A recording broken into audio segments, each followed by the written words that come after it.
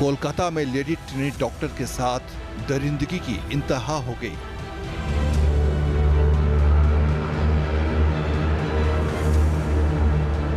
पहले तो असमत से विभत्स तरीके से खिलवाड़ किया गया और उसके बाद बर्बरता से हत्या भी कर दी गई।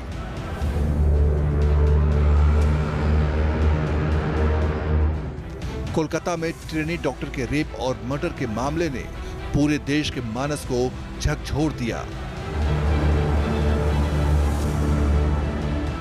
जैसे जैसे इस हैवानियत की हकीकत सामने आ रही है, लोगों के अंदर गम और गुस्सा भी बढ़ता ही जा रहा है।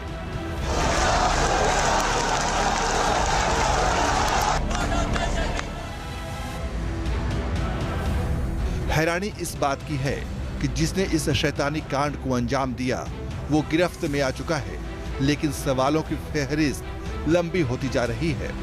कोलकाता पुलिस की पूछताछ के साथ ही जांच की कमान अब सीबीआई के हाथों में जा चुकी है। पहला सवाल तो यही है कि ट्रेनी डॉक्टर के साथ हुई दरिंदगी में आरोपी संजय रॉय के अलावा और कितने शैतान शामिल थे। ये सवाल इसलिए क्योंकि पोस्टमार्टम की रिपोर्ट में रेप और फिर हत्या को अंजाम देने के जिस तरीके का जिक्र किया गया, उसे सुनकर किसी की भी रूह कांप जाएगी।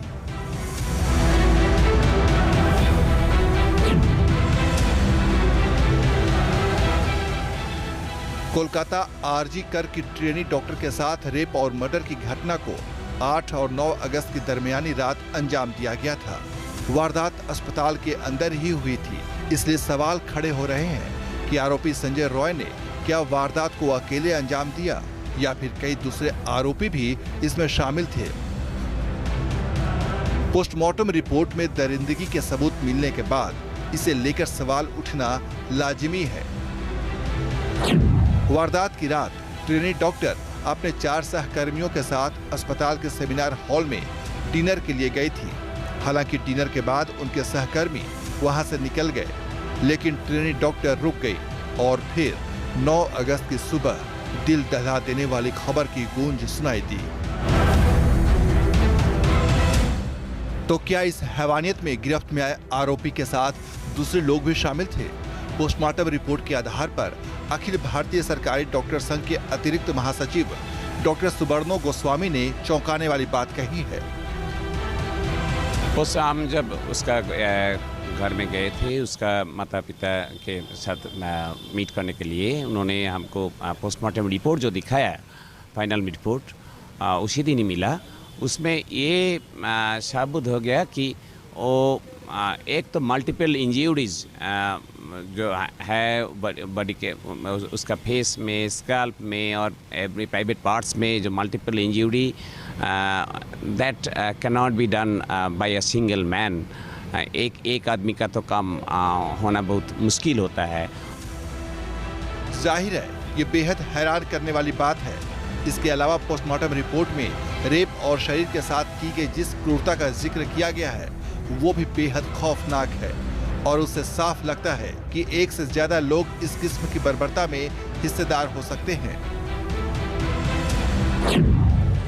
पोस्टमार्टम रिपोर्ट के मुताबिक वारदात के दौरान लेडी डॉक्टर को लगातार टॉर्चर किया जा रहा था। डॉक्टर की चीखें सुनाई ना दे इसके लिए उनके मुंह, नाक और गले को जोर से दबाया जा रहा था, जिसकी वजह से गले के पास मौजूद थायराइड कार्टिलेज टूट गया था। डॉक्टर के साथ लगातार हिंसक तरीके से व्यवहारपी ने उनके सिर को दीवार से सटा दिया था। पीड़ित के पेट, होंठ, उंगलियों और बाएं पैर पर चोट देखी गई है। इतना ही नहीं, आरोपी ने डॉक्टर पर इतनी बुरी तरह से हमला किया था कि उनके चश्मे का शीशा टूट गया, जिसके बाद चश्मे का कांच डॉक्टर की आंखों में घुस गया। उनकी दोनों आंख और मुंह से खून रिसने लगा। वारदात के बाद बॉडी अस्पताल के सेमिनार हॉल में ही पाई गई, जहां वारदात से पहले डॉक्टर मौजूद थी। लेकिन बॉडी जिस हालत में मिली उसे हम दिखा नहीं सकते। हालांकि जांच के लिहाज से देखें तो बॉडी की पोजीशनिंग से पता चलता है कि डॉक्टर के साथ किस कदर हिंसक बर्ताव किया गया था। बॉडी को नीले रंग के कपड़े से ढका गया था। दोनों पैर 90 डिग्री पर फैले हुए थे। ऐसा तब तक नहीं हो सकता जब तक पेल्विक गर्डल टूट न जाए।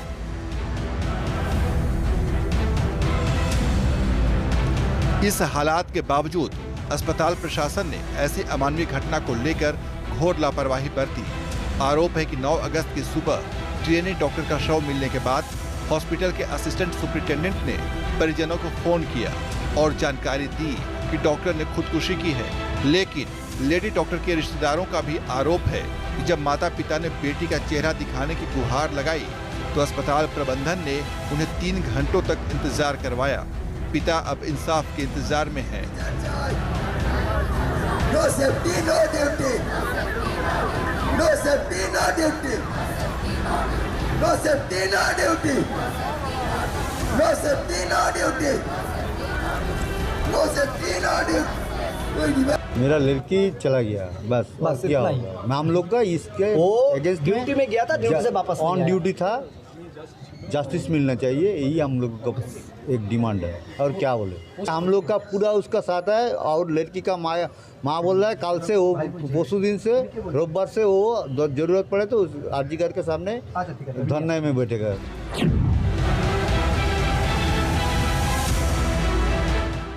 सवाल ये भी है कि 3 घंटे तक परिजनों को इंतजार करवाने के पीछे मकसद क्या था? क्या अस्पताल प्रबंधन सबूत मिटाने की कोशिश कर रहा था? क्या डेड बॉडी को लेकर कोई छेड़छाड़ की जा रही थी? क्या अस्पताल प्रबंधन आरोपी के बचाव के लिए नई थ्योरी गढ़ने के लिए वक्त ले रहा था?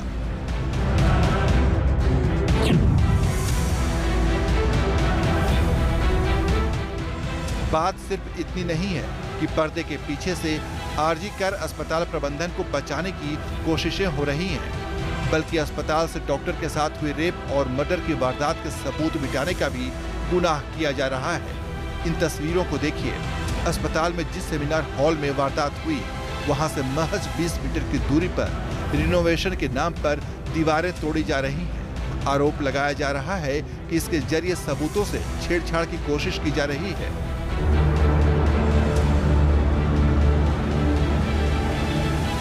इन सवालों के उठने के पीछे एक सबसे बड़ी वजह है आरजी कर मेडिकल कॉलेज के प्रिंसिपल रहे संदीप घोष की भूमिका। वारदात के बाद जब हंगामा बढ़ा तो आनंद फानन में ममता सरकार ने संदीप घोष का तबादला कर दिया और पुलिस ने भी संदीप घोष के साथ शुरुआती तफ्तीश नहीं की,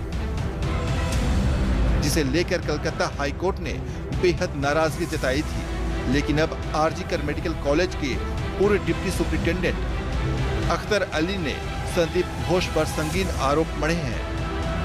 अख्तर अली का आरोप है कि संदीप घोष माफिया की तरह काम करते थे, छात्रों को जानबूझकर फेल कराते थे, अस्पताल से जुड़े कामों में कमीशन खोरी करते थे, यहाँ तक कि छात्रों को शराब मुहैया कराने का आरोप भी संदीप घोष पर लगा है।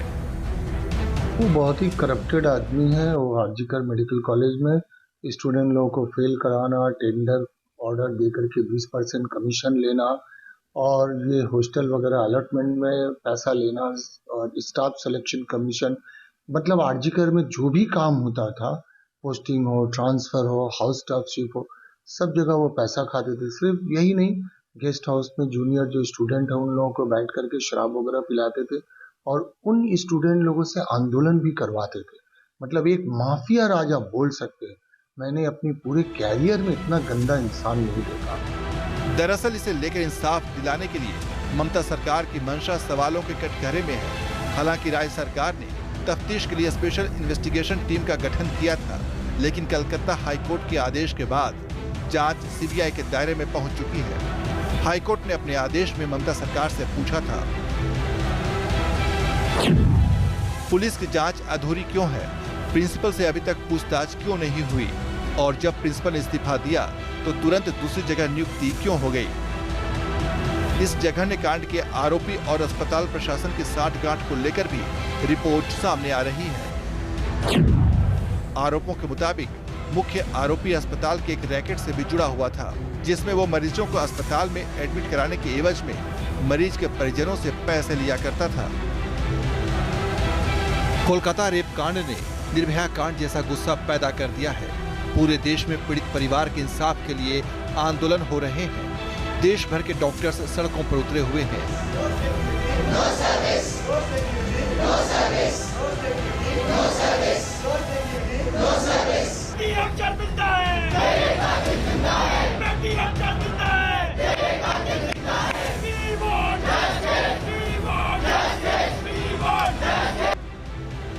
लेकिन जैसे जैसे जांच आगे बढ़ रही है और नए खुलासे हो रहे हैं, हैवानियत की ये गुत्थी और भी उलझती जा रही है। Team news